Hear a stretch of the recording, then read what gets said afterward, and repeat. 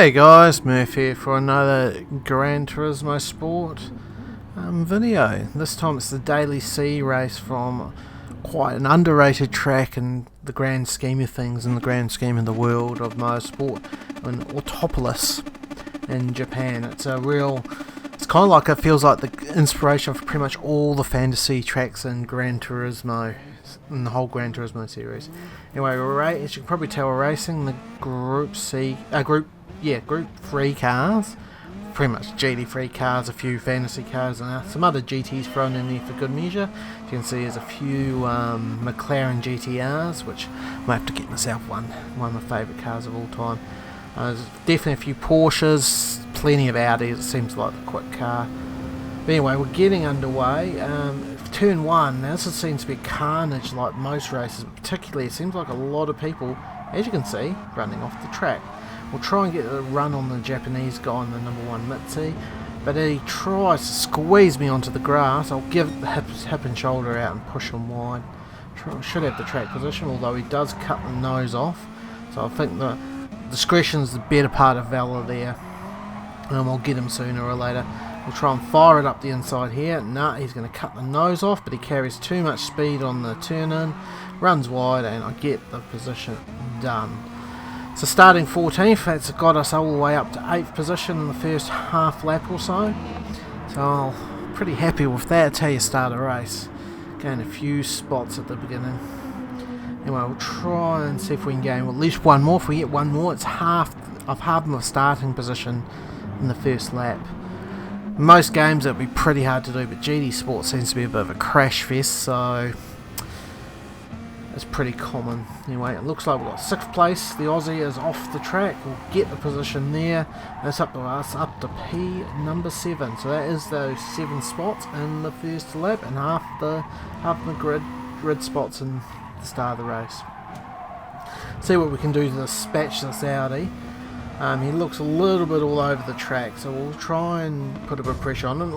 But I end up punting him wide. Yeah, that's a bit dirty, so we'll let him have the position. There was definitely no intent there. A bit of lag combined with me being probably a bit quicker than him. Ended up me rear-ending him. Hey, it's all on me. Anyway, we've got the run on him now. We'll fake to the left, go to the right to get the inside going into turn 1. Brake nice and early so we don't overshoot. And because I've already got car position, although he does try and crowd me to the inside. But I won't have a bar of it. We'll give him a bit of hip and shoulder to make sure he doesn't get the position. Anyway, we'll try and carry as much speed through the first sector, frickin' run off the track, which is going to bring me under a bit of pressure from that guy again as I try and clean up the tyres, get and turn in, and he will just absolutely ram me out of the way. He thinks he's playing ping pong, not bloody racing. He gets he gets 1 second penalty, so not even close to the same penalty I got from the contact. But hey, that's GT Sport penalty system for you.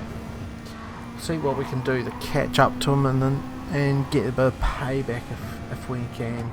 So we'll jump forward to half a lap later. Right back on his tail. We'll try and get a run onto the straight as he gets a bit 2 wheels on the grass, just about loses it. Gives the position up quite easily. The car's understeering a bit, so we'll pump the brake bias back. Now I've got a funny feeling he's going to send it right here, which he does. No chance of pulling it up. I held back on turning the car in to stop him from clouting me. I'm normally an early apex. I turn into the corner really early as we pick up another spot for 6th. But I was saying, I normally turn in quite early to the corners, Craig Lowndes style. And if I'd taken a natural racing line, he would have just absolutely punted me. So I just braked it in a straight line, waited for him to sail past me, then turn the car in. You can see we gained another spot on 6th place as he decided to run a bit wide in the same part of the track I did the lap earlier. So we'll jump forward a lap. We're still trying to reel in the Aussie ahead of me. It's only small increments we're gaining, but we've got a yellow flag here. It should be us up to P5 as we pass that stricken Porsche. So that's always got my first goal, top 5. So we'll jump forward a whole nother lap. We've got Got the gap down a wee bit to the Aussie, mind you, that's less on because of my speed and more because he's stuck in a bit of traffic with second and third. As third place, the Japanese driver drives off the track, so that's another 2 spots. That's a spot, well not 2 spots, that's a spot for the both of us. So that's a positive, and we're actually having a pretty good sector here. We're nailing those apexes. The Aussie is kind of making a couple of small mistakes. We got down to 1.2 seconds to him, so we're going to start being able to put a bit of pressure on him as we speak. Now, more importantly for me, we've got the lead down to 4 seconds. So obviously Leah's made a couple of mistakes and we've gained some time as the Aussie dives into the pits. Now, that's curious strategy. I have not seen the pit stop work yet in the daily C races this week. I just don't think I think you lose too much time making that pit stop. You don't have soft tyres or other compounded tyres you can change. You've only got the one compound. The tyre deck is not that high. It's probably only about half a second to a second a lap. You need it to be more like 2 seconds to 2 to 3 seconds a lap for it to really pay off making that pit stop, especially considering he's going to give up track position because of it. So we'll just dive through the nasty hairpin and we'll find P2 has decided to go a bit of rallycross on us. Has decided to go onto the grass and lose himself a bit of time. So that's us up to P2. Got 4 seconds. Oh Jesus, just about spun. We've got 4 seconds to the leader. So we'll see what we can do about reeling that gap. So we'll jump forward to the finish line. We've got it down to 3.6 seconds with 4 laps to go. Might be able to reel them in, might not. We need 9/10 of a second a lap. So as we get to the line, we gained a whole second, so we're free to go. It's 2.6 seconds. So we've got that extra temp, so hopefully that'll be enough. Although it's one thing to catch, it's another thing to overtake. Now at the line this lap, we're going to have it down to about 6/10 of a second, so we're going to be able to put pressure on him for the last 2 laps, well and truly in that draft, so we'll be able to suck up even faster. Now, he brakes really early, or did I brake a bit late? Anyway, we caught up to him a wee bit. They'll be putting a bit more pressure on the guy. Now, the downside is where I'm faster than him is where there's limited overtaking opportunities. So basically, if you see on the map in that third and final sector, you have that longest straight and then you have all that technical bit. Now I'm faster than him on the technical side of technical part of the track, which is great, but it's really hard to pass on that part. If I was faster than him in the straight line, piece of piss to get by him. But because it's all on the handling side, it's going to be a little bit harder. Anyway, we've just dropped off behind him a wee bit. As you can see, that first and second sector probably has a bit of an advantage. It's basically from here on in, I seem to have a bit more speed. So we'll hopefully be right on his tail leading onto the front straight. And we might be able to get the pass done there. He misses the apex there, as you can see.